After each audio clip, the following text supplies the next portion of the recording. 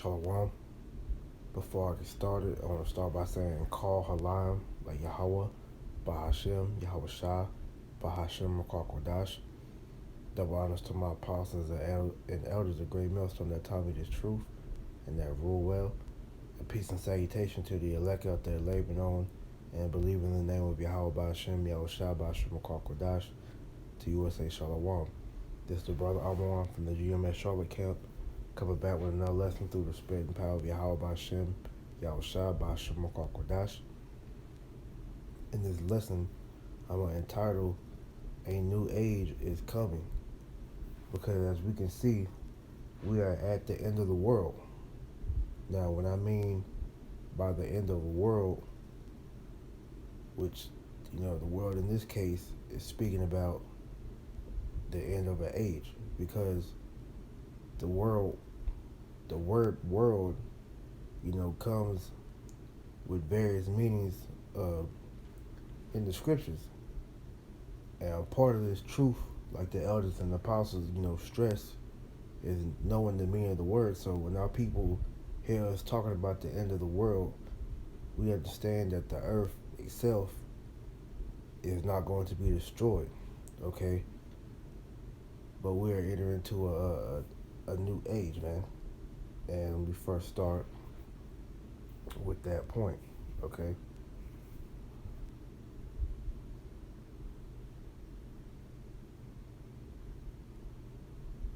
Alright, this is the book of Ecclesiastes, chapter 1, verse 4. It says, One generation passeth away, and another generation cometh, but the earth abideth forever.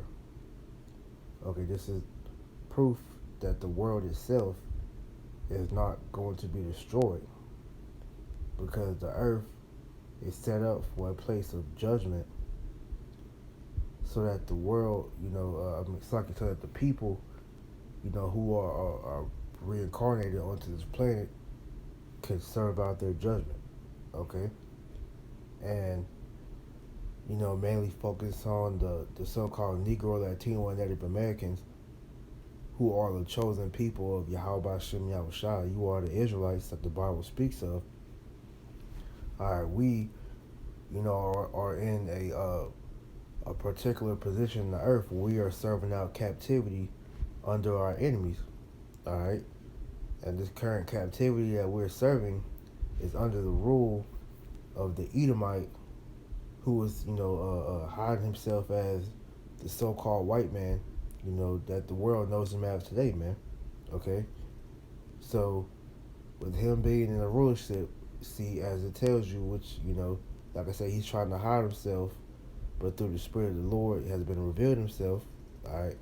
And a good indicator of that is when you read Job 9:24, all right, because it says the earth has been given into the hand of the wicked, and he covered the faces of the judges thereof.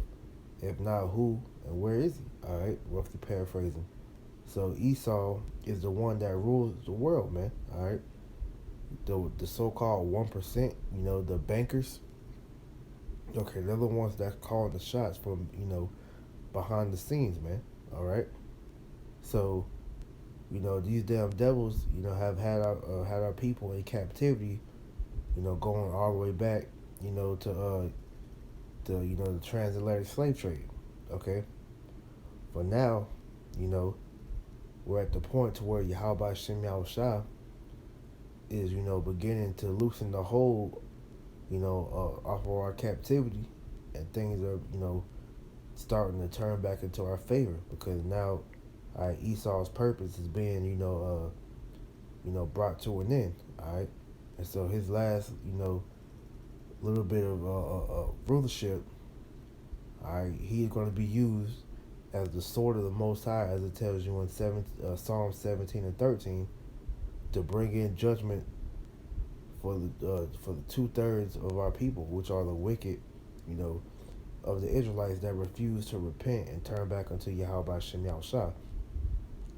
So the main point of this lesson, like I said, I want to get into, it says a new age is coming, okay? So what you're seeing is a transferring of powers, through the rulership, because the Lord always, you know, He sets up one nation and brings another nation down. All right.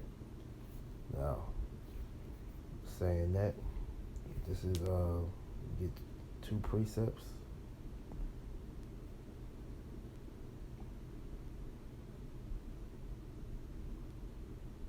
This is 1 Samuel chapter 2, verse 6. It said, "The Lord killeth and maketh alive. He bringeth down to the grave and bringeth up. The Lord maketh poor and maketh rich. He bringeth low and lifteth up. He raiseth up the poor out of the dust, and lifteth up the beggar from the dunghill, to set them among the princes, and to make them inherit the throne of glory. For the pillar of the earth are the Lord's, and He hath set the world upon them." All right. Now I'm going to actually read this in the LT, 1 Samuel 2, and I'll start back at 6. It says in the NLT, "The Lord gives both death and life. He brings some down to the grave, but raises others up. The Lord makes some poor and others rich. He brings some down and lifts others up. He lifts the poor from the dust and the needy from the garbage dump. He sets them among the princes, and placing them in the seat of honor. For all the earth is the Lord's, and He has set the world in order." Right. So, showing you this is Yahweh Hashem Yahushua, that is the one that is pretty much running things, man. Okay. And so He's the one that sets nations up and brings them down. He's the one that sets people up, and makes people poor. All right. He's the one that kills and makes alive, man. All right. This is the Lord's movie. All right. Further prove that. This is the book of Daniel, chapter 4, verse 17. "This matter is by the decree of the watchers, and a demand by the word of the holy ones, to the intent that the living may know that the Most High ruleth in the kingdom of men, and giveth it to whomsoever He will, and set up over it the bases of men." Okay. So this is, like I said, this is the Most High's movie, and the stage where we're at in the Lord's movie is that He has Esau set up to rule, because Esau was the basis of a man, and you can get that in Job chapter 30. All right.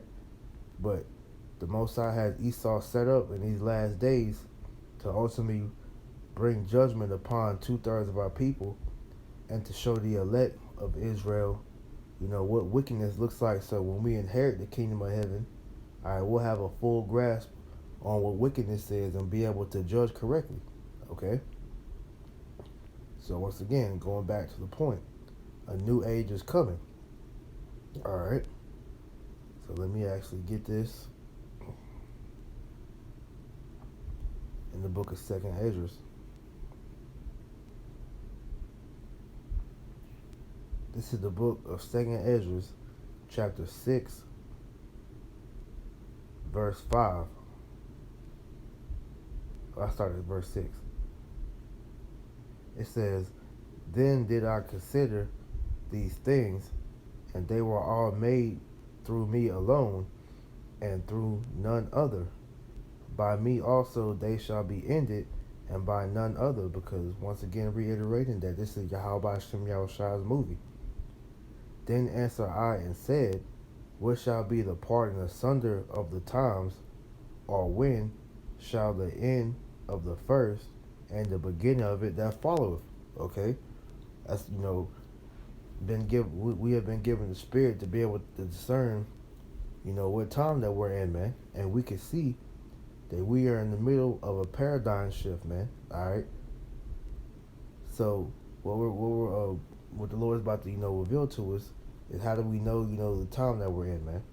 All right. For those that have the eye salve, and He said unto me, from Abraham unto Isaac, when Jacob and Esau were born of him, Jacob's hand held first the heel of Esau, for Esau is the end of the world, and Jacob is the beginning of it that followeth.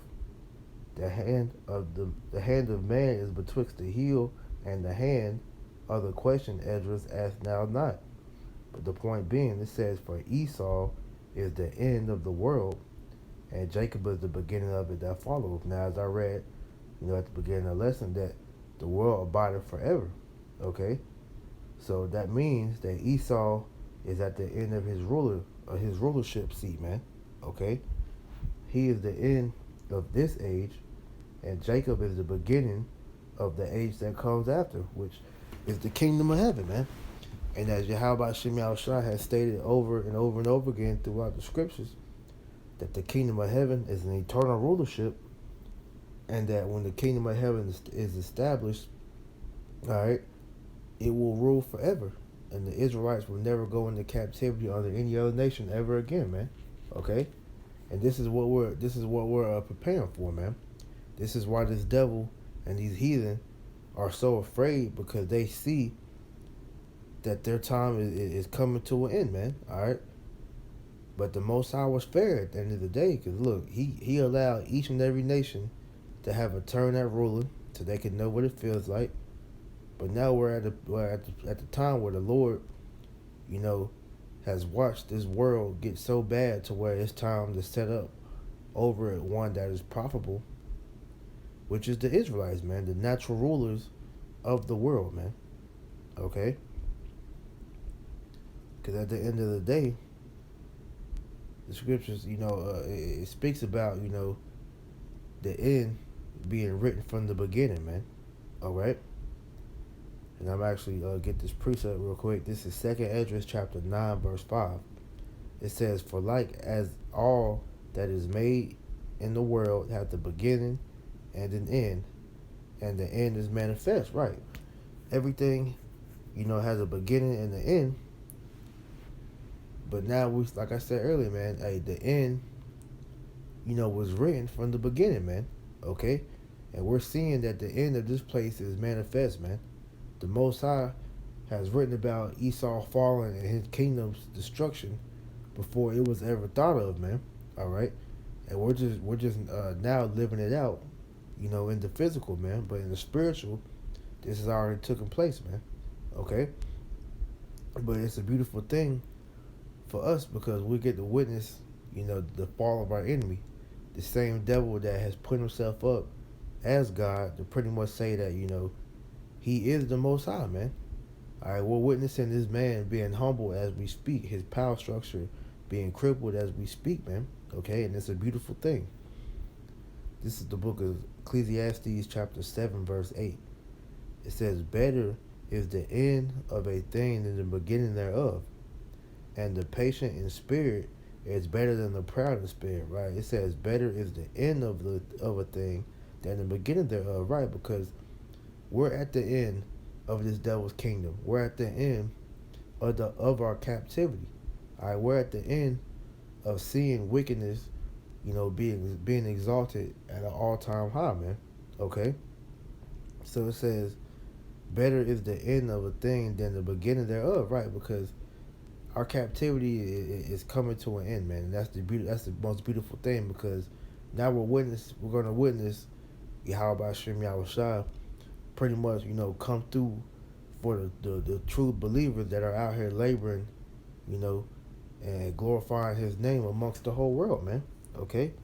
That's why it says in the patient in spirit is better than the proud in spirit, because the patient in spirit, all right, we understand, why we suffer. We understand why we must endure all the hardships that's coming along with, standing against this kingdom and every wicked thing in here, man. Because, the Lord's gonna reward us for that, man. But you proud ass people out here, you're eventually gonna fall along with this kingdom. Like the scriptures tell you, pride goeth before destruction, man. All right. So the Lord has allowed you people to be, get to a point where you're so proud that you can't see that the Lord is about to pull the rug from under you, man. All right? So like I mentioned earlier, we are seeing that power shift take place, because under the rule of this devil, man, he has brought the earth to the brink of extinction, man. All right, everything is polluted, and and is dying. Okay, and I mean everything. You can tell is everything, man. The people, the animals, the plants, the planet itself. Everything is in the process of dying, and that's all because this damn devil Esau, Edom. Okay, he is first and foremost not fit to rule. All right, that's why the scriptures refer to him as a base man. All right, and you can tell by this devil, how he operates, man. You have a kingdom where men can sleep with other men, women can sleep with other women, which brings nothing but death. All right, you can't reproduce, you know, from same sex, relationships. Okay, you produce poison, you know, and you disguise the poison as food, as medicine. You know, you poison the very air that we all have to breathe. All right, you're experimenting on animals. Splicing seeds, as the scriptures forbid. You know, so everything that you're doing ultimately shows that you're not fit to rule, man. All right. So I'm gonna jump this in Proverbs. That's like it's Sirach or Ecclesiasticus in Apocrypha chapter 10. I'm gonna start at verse 3. It says, "An unwise king destroyeth his people, but through the prudence of them which are in authority, the city shall be inhabited." And Esau is an unwise king because he's destroying the very subjects that are meant to serve him, man. So if you're a king with no subjects, then how great of a king are you, man? Okay, that's why I said, but through the prudence of them which are in authority, the city shall be established, because that king is pretty much going, want to bring the best out of his servants so that his kingdom can rule or his kingdom can thrive. But Esau doesn't care about that because he's the son of perdition, man. All right, he's the harbinger of death, man. Okay, verse 4. The power of the earth is in the hand of the Lord, and in due time he will set over it one that is profitable, which is the Israelites, man. That's why everything is crying out to Yahweh Shem Yahushua to pretty much, put things back in order, man. All right? And, let me actually get that real quick.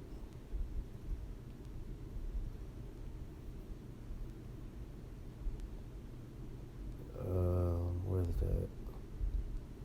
This is Romans chapter 8, verse 19. For the earnest expectation of the creature waited for the manifestation of the sons of Yahweh Shem Yahushua. Alright, I'm going to actually get this in the NLT. It says, for all creation is waiting eagerly for that future day when Yahweh Shem Yahushua will reveal who his children really are. And that's what we're seeing now, man. Alright, the Israelites are standing back on their feet. We're coming back into the law, statute, commandments, which are the guidelines on how to govern the earth, man.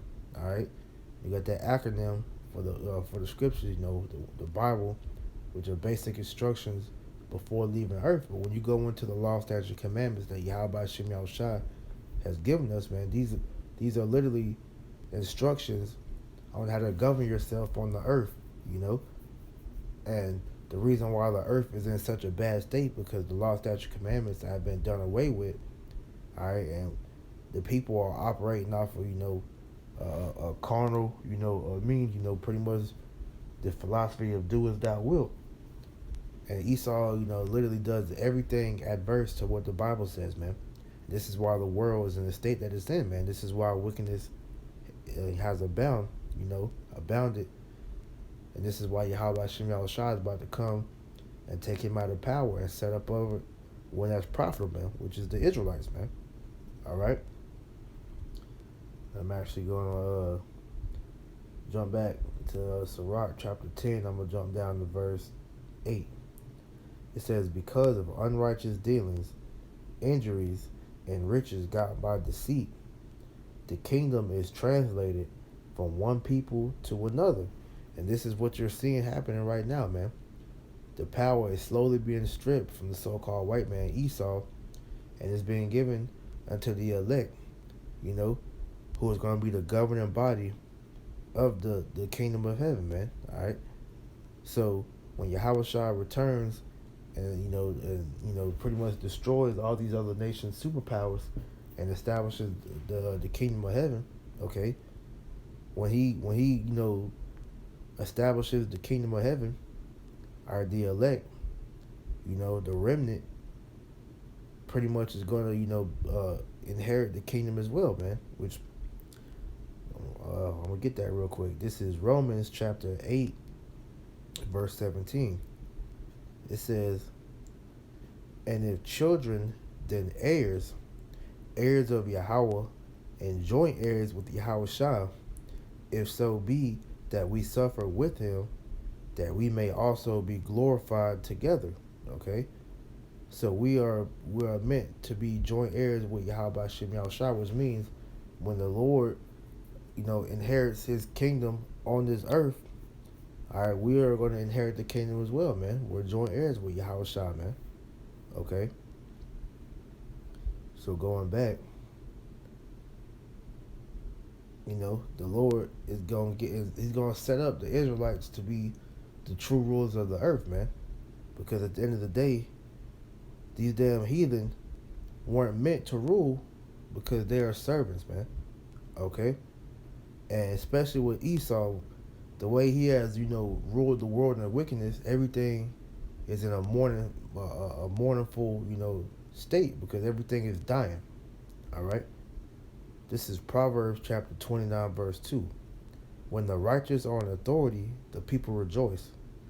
But when the wicked bear rule, the people mourn. And that's how you know who is truly in rulership.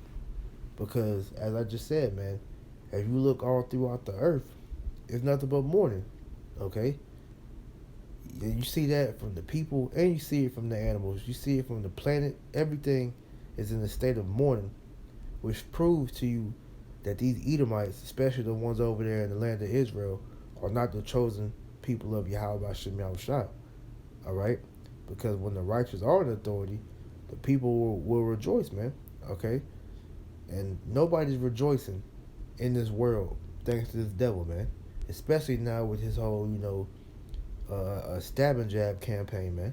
All right? Everybody's in a state of worry, anxiety, despair, anger, confusion.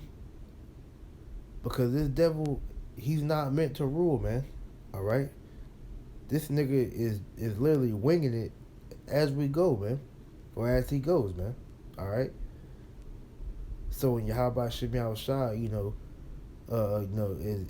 is done using you for your purpose, he gonna get your ass out the way because you being in this position was not meant to be the end all be all.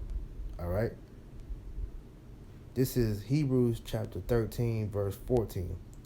For here have we no continuing city, but we seek one to come, right? Because this place, America, this current world that we see, all right, is not meant for you Israelites to prosper.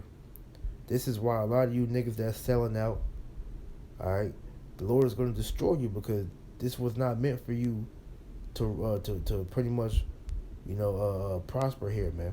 All right, this is Satan's rule, man. That's why when you go into, the scriptures and the account when Satan, he tempted Yahushua, okay, he pretty much showed him all the kingdoms of the earth, all right?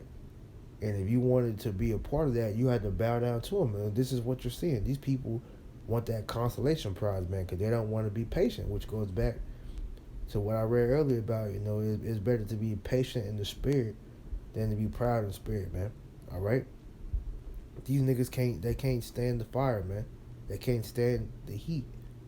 Got that saying in the world, man, if you can't stand the heat, then get out the kitchen. These people, they couldn't stand the heat, man. Okay? But we understand that this current world is not for us, man. All right? We seek for a kingdom to come, man. All right? This is 2 Peter 3 and 13. Nevertheless, we, according to his promise, look for new heavens and a new earth, dwell of righteousness, right? So the kingdom of heaven is our true rest, man. Okay? And with that being known, All right, in the kingdom of heaven ain't gonna be what we're seeing now, man. Ain't gonna be no homosexuals, man. Ain't gonna be no out of order women. Ain't gonna be no cigarette smoke, smog pollution, you know, abominable meals being forced on you every single day. It's gonna be complete righteousness, okay?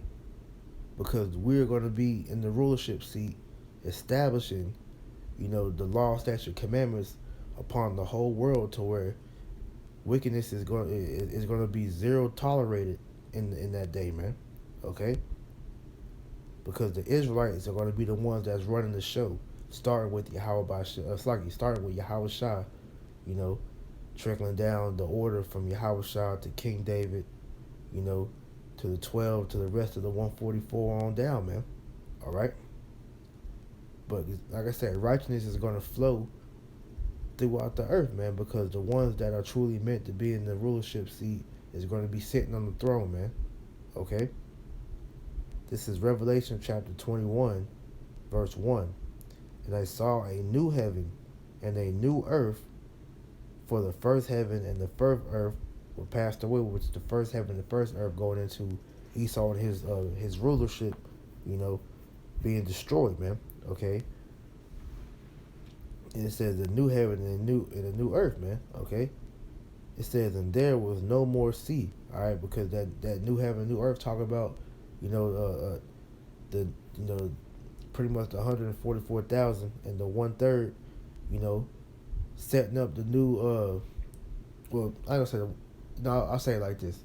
You'll see the 144,000 alongside Yahweh Shah, setting up the new way of rule, which is going to be the kingdom of heaven, the law, statute, and commandment. Okay? It says, and I saw a new heaven and a new earth, for the first heaven and the first earth were passed away, and there was no more sea.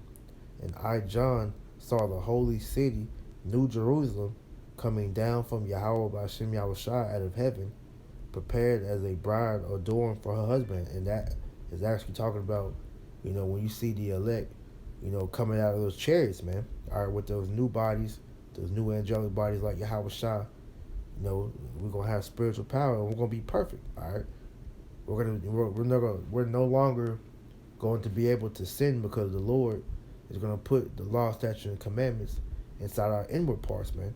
All right, and ultimately that's gonna be the fate of all Israel, man. All right, being made perfect to where like I said, man, we're never gonna go off again. We're never even gonna have no wicked thoughts. We're never gonna get sick. We're never gonna get hurt. We're never gonna, pretty much be affected like how we're afflicted here in these flesh chains of darkness here, man. Okay, we're gonna be perfect. Okay.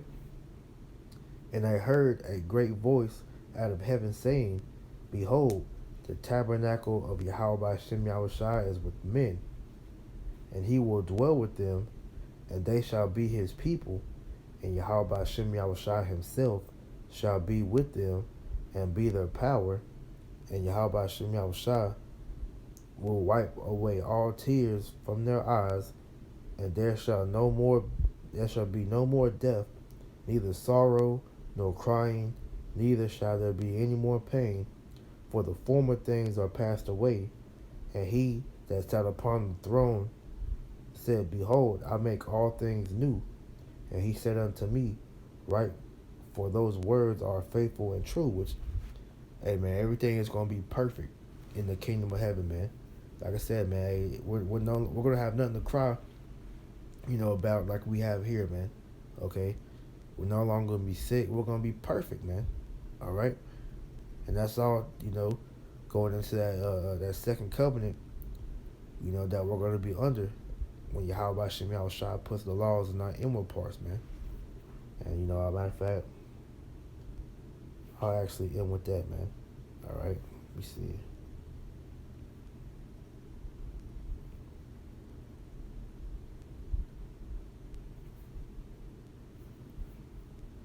Bear with me. I'm trying to remember where it is. Let me see.